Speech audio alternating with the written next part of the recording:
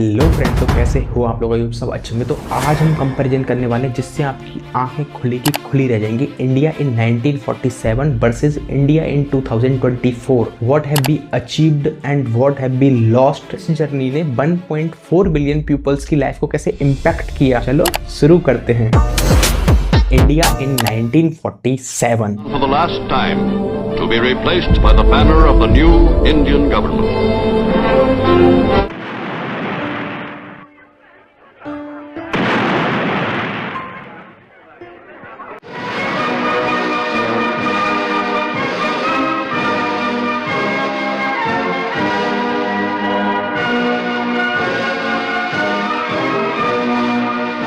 India है जो 1947 में ब्रिटिशर्स की जंजीरों में जकड़ी हुई थी, वो फ्री हुई थी 200 साल बाद। अब जो फ्रीडम मिली है वो सिर्फ फ्रीडम नहीं होती, उसके साथ काफ़ी चैलेंजेस भी है। इंडिया का होता है पार्टीशन होता है, इसमें मिलियंस पीपल होते हैं, इनको डिस्प्लेस होना पड़ता है, घर छोड़ के दूसरी जगह जाना पड़ता है। और इसी टाइम पे बहुत सारे लोगों की, मिलियंस लोगों की जानें भी गई थी। 1947 में जो इंडिया का जीडीपी था ना, वो सिर्फ नाम मात्र का था। 2.5 लाख करोड़ ओनली का जीडीपी था, और वो भी उसकी बैकबोन थी ओनली और ओनली एग्रीकल्चर पे डिपेंडेंट था।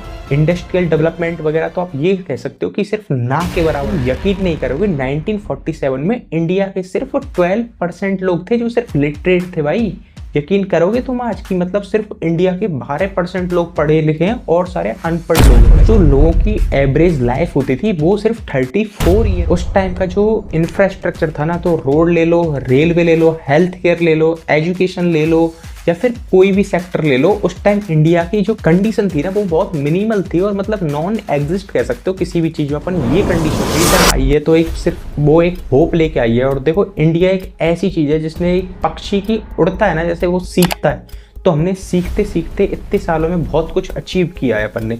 और कहते हैं ना कि कुछ चीज़ों को पाने के लिए बहुत बड़ी बड़ी कीमतें चुकानी पड़ती हैं, तो कुछ चीज़ों को पाने के लिए हमने कुछ चीज़ों को खोया। यही मान लो कि इंडिया का जो मोस्टली पार्ट था वो रूरल था। एक जर्नी तो बहुत लंबी है, इसमें काफ़ी सारे चैलेंजेस आए इंडिया का, और कंट्रीज़ के वॉर भी हुए, इमरजेंसी भी। अपन सीधा जंप करते हैं इंडिया इन 2024 में कैसा है। What have be achieved in 77 years of independence.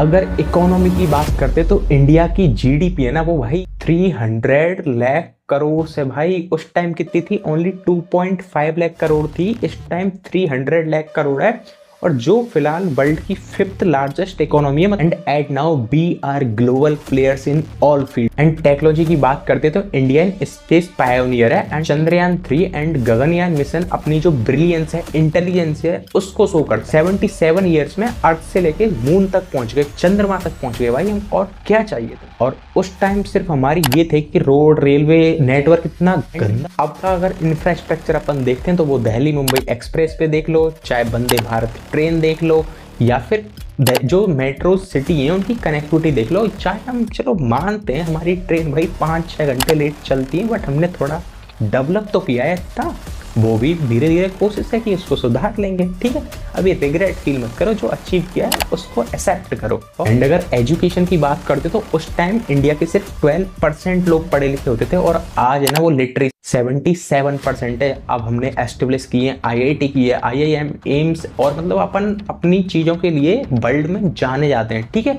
एक टॉप लिस्ट में। एंड इंडिया की जो डेमोक्रेसी है ना वो वर्ल्ड में लार्जेस्ट है, and free and fair elections होते हैं, ऐसा मान सकते हो। चलो थोड़ा आप डाउट कर। अब देखो, इतना लंबा अपन ने सफ़र तय किया है, और बहुत सारी चीज़ों को बहुत अच्छा भी किया है। एजुकेशन फील्ड हो गई, चाहे वो हेल्थ को लेके हो गया, चाहे अपनी बेसिक लाइफ को लेके हो गया, चाहे अपनी बेसिक नीड्स को लेके हो गया, चाहे पर कैपिटा इनकम को लेके हो गया, मतलब इतनी सारी चीज़ों में अपन ने डेवलपमेंट किया है।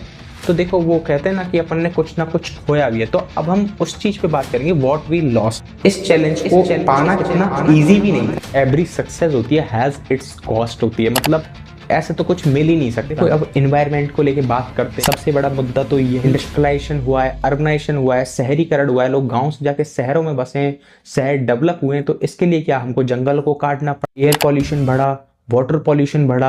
आज गंगा जैसी नदी है, इतनी पवित्र नदी है, उसकी हालत इतनी गंदी, पॉल्यूशन वगैरह, इन सब को ये हमारे मेजर चैलेंजेस हैं जो अभी तक हमारे सामने। तो हमारा मतलब इतना मॉडर्नाइजेशन हो गया है कि हम वेस्टर्न कल्चर को अपना रहे हैं और हमारे कल्चर को और कंट्रीज में लोग एक्सेप्ट कर रहे हैं, और हमारी कंट्री में हमारे लोग हमारे कल्चर को छोड़ के वेस्टर्न कल्चर को एक्सेप्ट कर रहे हैं।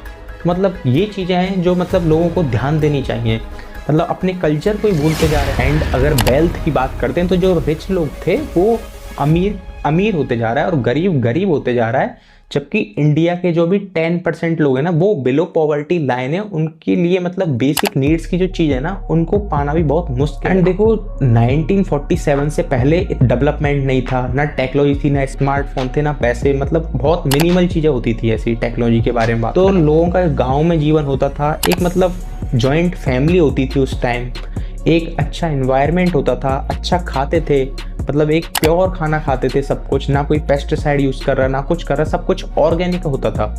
एंड उस टाइम जो लोग मेंटल फ्री रहते थे, स्ट्रेस फ्री रहते थे एंड डिप्रेस नहीं होते थे। बट अब एट नाउ इतना सब कुछ होने के बाद भी अब इस टाइम लोगों की अगर मेंटल सफरिंग की बात करें तो लोग बहुत ज़्यादा डिप्रेस्ड हैं। एंड लोगों का जो कंपटीशन है एक दूसरे से, अमीर या बड़ा या किसी भी चीज़ को लेके, चाहे जॉब को लेके हो, तो ये एक मेंटल स्ट्रेस को पैदा करता है। तो ये बहुत बड़े चैलेंज है हमारे लिए। देखो करप्शन एंड इनइक्वालिटी हो गई, कास्ट बेस्ड डिस्क्रिमिनेशन हो गया, इन चीज़ों को हम 1947 से लेकर 2024 तक कम तो हुई है ये चीज़ हम कह सकते हैं, बट अभी तक भी इनको हम रूट आउट नहीं कर पाए।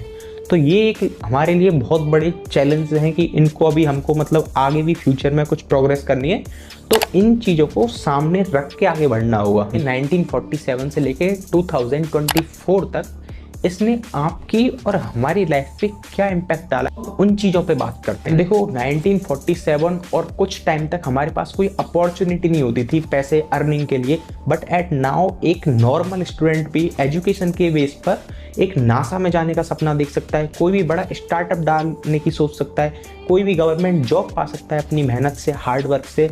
एंड आज के टाइम पे जो अपॉर्चुनिटीज़ हैं स्टार्टअप वगैरह की वो हमारे लिए एंडलेस है। तो ये एक बहुत पॉजिटिव चीज़ है। एंड जो अपना स्टैंडर्ड ऑफ लिविंग है, देखो उस टाइम एक साइकिल होना भी बहुत बड़ी बात होती थी। तो लोग साइकिल से मोटरसाइकिल पे आए, मोटरसाइकिल से कार पे आए और कार से हवाई जहाज पे पहुंच गए, और हवाई जहाज से अब तो चंद्रमा पे जाने की तैयारी चल रही है। तो भाई मतलब इतना डेवलपमेंट हो गया 77। लेकिन हम ये कह सकते हैं कि जो अभी भी जो गाँव में लोग होते हैं तो उनमें कुछ % लोग ऐसे होते हैं कि अपनी वो बेसिक एम्यूनिटीज के लिए भी आज भी स्ट्रगल कर रहे हैं, चाहे वो साफ पानी को लेके हो, चाहे इलेक्ट्रिसिटी को लेके हो, चाहे वो हेल्थ केयर को लेके हो, चाहे वो एजुकेशन को लेके हो। इंडिया के जो लोग हैं आज कॉन्फिडेंट हैं, अवेयर हैं अपने राइट्स को लेके, चाहे फंडामेंटल राइट्स हो, चाहे फंडामेंटल ड्यूटीज। हमको अपनी रूट्स पे प्राउड है, फ्यूचर है वो हमारे हाथों में। लेकिन हमको आगे बढ़ते हुए कुछ चीज़ों को, क्रिटिकल जो इश्यूज हैं उनको ध्यान में रखना। एंड देखो जो इंडिया की जो प्रोग्रेस रही है 1947 से लेकर 2024 तक, ये बहुत एक इंस्पायरिंग प्रोग्रेस है। मतलब इतने कम समय में इतनी सारी चीज़ें अचीवमेंट करना, ये बहुत एक इंस्पायरिंग, एक हमारे लिए प्राउड फील है। तो मतलब और 26 जनवरी वैसे आ रहा है, तो जय हिंद आप सभी को मेरी साइड से। And what do you think about India journey, and comment below and share your thoughts कि इस जर्नी को लेके आपके दिमाग में कैसा लगा कि हमने इतना कुछ अचीवमेंट किया है। तो वीडियो को लाइक करिए, शेयर करिए, और चैनल पे नए हो तो सब्सक्राइब करिए। तो चलो इस वीडियो को समाप्त करते हैं यहीं पे।